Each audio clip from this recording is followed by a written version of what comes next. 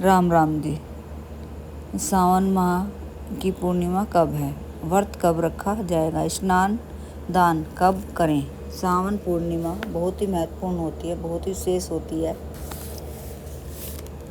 सावन पूर्णिमा पर हमें सुबह ही उठें और सुबह किसी भी पवित्र नदी में स्नान करें। जो भी आपके पास में है उसमें स्नान करने अवश्य जाएं। पवित्र नदी को प्रणाम करें और स्नान करें। वहीं पर फल, मिठाई, वस्त्र, अन्न का दान करें। दक्षिणा के साथ में दान करें, दीपदान करें। पूर्णिमा तिथि पर स्नान दान करने से हमारी मनोकामना पूर्ण होती है। हमें मौका मिले तो अपनी क्षमता के अनुसार हमें दान अवश्य करना चाहिए।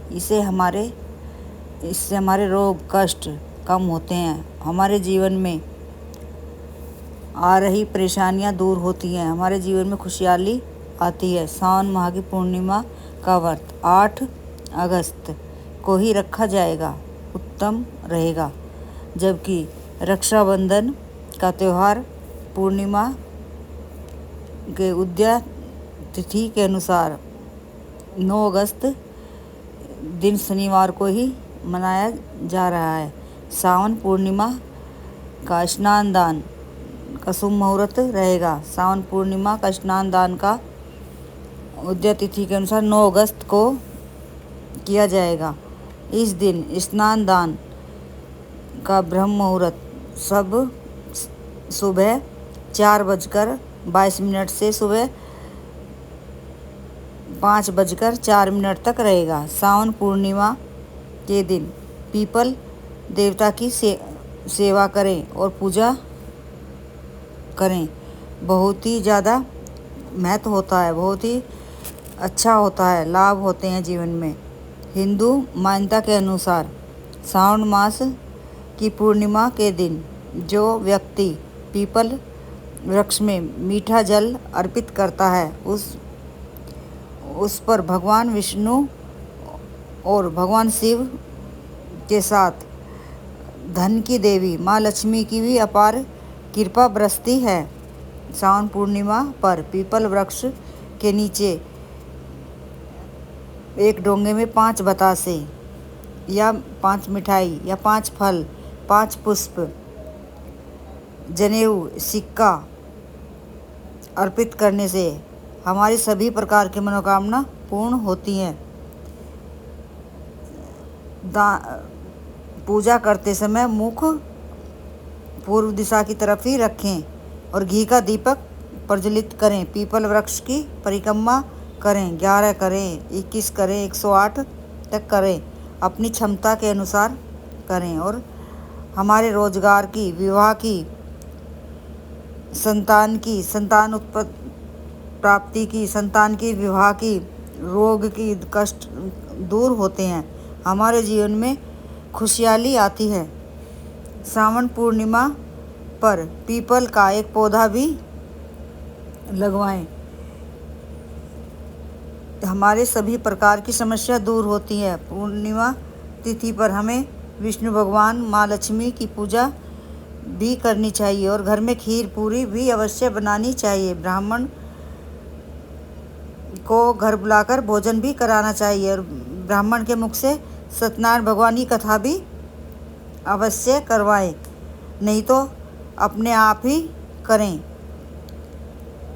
या मोबाइल पर सुने अवश्य या ब्राह्मण के मुख से करवाएं। ब्राह्मण को घर बुलाकर भोजन कराएं और दान भी करें। चावल का दान करें, छाते का दान करें, जूता दान करें, चप्पल दान करें, धोती कुर्ता दान करें, अन्न का दान करें, दाल, गुड़, फल, ऋतु फल जो भी है उसका दान करें। इनमें से जो भी आपके पास है उसका दान करें, अपनी क्षमता के अनुसार करें। यह बहुत शुभ माना जाता है। ब्राह्मण से कथा नहीं करवा पा रहे हैं तो खुद भी कथा हमें पढ़नी चाहिए। हमारे जीवन में आ रही सारी परेशानियां दूर होती है।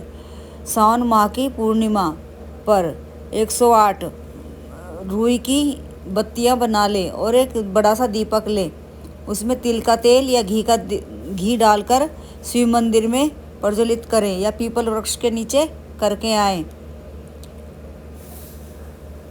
क्या ना करें श्रावण पूर्णिमा पर? इस दिन नाखून ना काटें, बाल ना धोएं, ना ही बाल कटवाने जाना चाहिए। ऐसे कार्य करने से जीवन में परेशानियां आती है। यह कार्य नहीं करना चाहिए, इससे लक्ष्मी माँ रुष्ट होती है। ऐसे कार्य करने से, काला नीला वस्त्र पहनने से, किसी का अपमान करने से, किसी की निंदा करने से, किसी की ईर्ष्या करने से लक्ष्मी माँ रुष्ट होती है। ऐसे कार्य हमें नहीं करने चाहिए। पूर्णिमा तिथि पर घर का मुख्य दरवाज़ा अच्छे से साफ करें, गंगा जल छिड़क कर शुद्ध करें, बंधन वार लगाएं। आम के अशोक के पत्तों को लाकर धोकर सुखाकर उन पर हल्दी या चंदन का टीका लगाकर कलाई से बांधकर बंधनवार 11 हो 21 हो पत्ते दोनों बंधनवार बनाकर बांधे। दोनों तरफ राम राम लिखें या सीता राम लिखें, गेरू से लिखें। पंसारी की दुकान पे गेरू मिल जाता है, डली भी मिल जाती है और पिसा हुआ भी अब मिलने लगा है, मिल जाता है। हरे कृष्णा हरे राम लिखें और शाम में दीपक भी प्रज्वलित करें। पूर्णिमा तिथि पर व्रत में क्या खाएं और क्या हमें नहीं खाना चाहिए? पूर्णिमा तिथि पर शाम में फलाहार, दूध से बनी चीज़ें खाएं, फल खाएं, ऋतु फल खाएं, हल्का भोजन करना चाहिए। नमक और अनाज से परहेज करना चाहिए और सेंधा नमक का प्रयोग कर सकते हैं। शाम में भोजन में क्या क्या खाएं? फल खाएं, चावल की खीर बनाकर खाएं, साबूदाना भी खाएं, सिंगाड़े की भी बना ले, दही दूध से बनी मिठाई भी खा सकते हैं। व्रत में स्वास्तिक भोजन ही करना चाहिए। शाम के भोजन में हल्का सुपाच्य भोजन करना चाहिए। चंद्रमा को जल देकर भी सादा भोजन ही करें और दीपक भी प्रज्वलित करें। चंद्रमा को लोटे में जल लेकर उसमें सफ़ेद पुष्प, चावल, दूध डालकर, मिश्री डालकर चंद्रमा को जल देना चाहिए और चंद्रमा से प्रार्थना अवश्य करें, अपने लिए करें, अपने परिवार के लिए करें। धीरे कितनी भी परेशानी हो धीरे धीरे दूर होती है। भोजन में लहसुन प्याज का ना बनाएं, इन बातों का भी ध्यान रखें। सबसे पहले गणेश भगवान को भोग लगाएं, फिर विष्णु भगवान लक्ष्मी माँ को भोग लगाएं, फिर गौ माता को खिलाएं और फिर खुद खाएं। इन बातों का ध्यान अवश्य रखें। पूर्णिमा तिथि पर राखी बांधते समय इन बातों का भी ध्यान रखें। सबसे पहले गणेश भगवान को ही राखी बांधे, उसके बाद अपने लड्डू गोपाल को बांधे घर में बनाकर। छोटी लड्डू गोपाल की घर में बनाकर ही राखी बांधे, छोटी सी कलाई की बनाएं और 2-4 मोती लगाएं, घर में बनाकर बांधें। भगवान शिव को भी स्पर्श कराएं राखी। क्या ना करें? बिल्कुल भी राहु काल में राखी ना बांधें, इस बात का भी ध्यान अवश्य रखना चाहिए। सबसे पहले गणेश भगवान को ही राखी बांधें, उसके बाद घर में लड्डू गोपाल जी हैं तो उनको राखी बांधें, घर में बनाकर बांधें। कलाई की राखी बनाएं छोटी सी और वो लड्डू गोपाल जी के बांधें। कृष्ण भगवान को बांधें, हनुमान जी को बांधें, फिर अपने भाई को बांधें।